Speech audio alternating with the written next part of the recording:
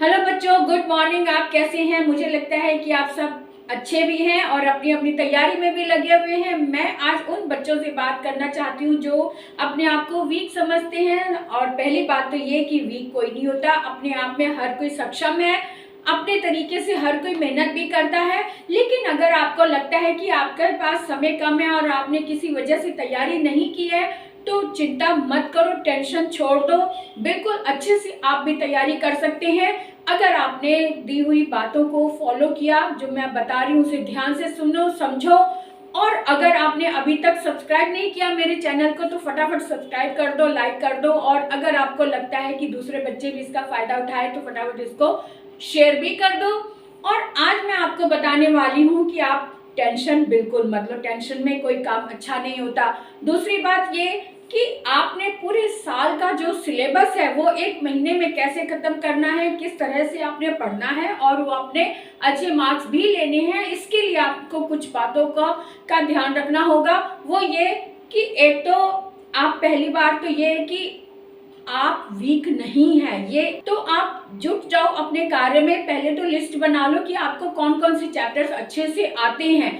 और आप देखेंगे कि 15 या 20 चैप्टर अगर आपके पास हैं तो उसमें से कम 15 चैप्टर आपके ऐसे निकलेंगे जो आपने पहले से रीड किए हुए हैं, पहले से टेस्ट में भी आपने तैयारी की हुई है।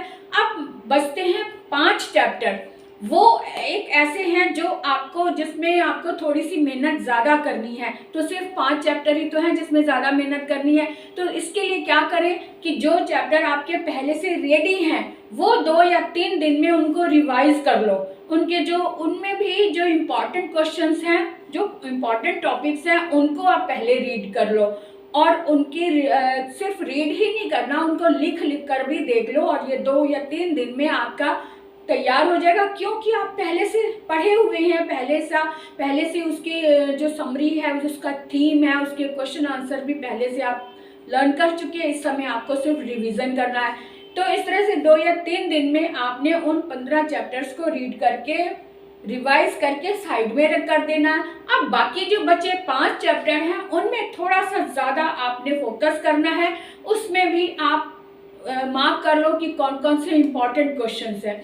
उन इम्पॉर्टेंट क्वेश्चंस को आप अच्छे से लर्न करो, लिखो, रिवाइज करो। अब हर एक चैप्टर में अगर 1 दिन भी लगता है या 2 दिन भी लगते हैं तो आप उनमें अच्छे से तैयारी करके उसको लिख लिख कर लर्न करके साइड में करते जाओ। और धीरे धीरे 5 चैप्टर आपके बहुत जल्दी कंप्लीट हो जाएंगे।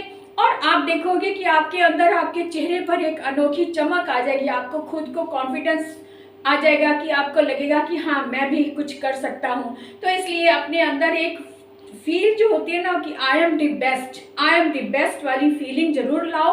और जिसके कारण ये जो फीलिंग है ना, यही आपको स्ट्रॉन्ग बनाती है। और यही स्ट्रॉन्ग पॉइंट होता है जो आपके वीकनेस को स्ट्रॉन्ग में बदल देता है। इस बात को ध्यान में रखते हुए अपने अंदर से वीक होने का जो डर है वो निकाल दो और स्ट्रॉन्ग बनकर फिर देखो आपके चेहरे की चमक भी क्या कहती है। और जब एग्जाम होंगे तो आप खुद हैरान रह जाएंगे कि आपके कितने इजीली 90+ में अंक आ गए हैं।